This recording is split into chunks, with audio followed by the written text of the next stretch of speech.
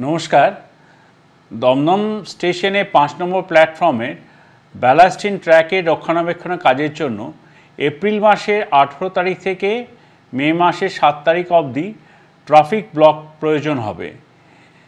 এর ফলে মাঝেরহাট বারাসাত, বারাসাত হাসনাবাদ, হাসনাবাদ বিবিরিবাগ, মাঝেরহাট মধ্যমগ্রাম, দমদম ব্যারাকপুর, গোবরডাঙ্গা শিয়ালদা, ব্যারাকপুর বিবিরিবাগ সেকশনের কিছু ট্রেন, মূলত যে ট্রেনগুলি ওই লাইন দিয়ে চলাচল করে সেইগুলি বাতিল থাকবে।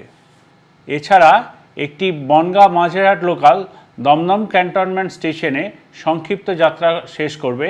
একটি বনগাঁ মাঝেরহাট লোকাল ও হাসনাবাদ মাঝেরহাট লোকাল বারাসাত স্টেশনে যাত্রা সংক্ষিপ্ত হবে।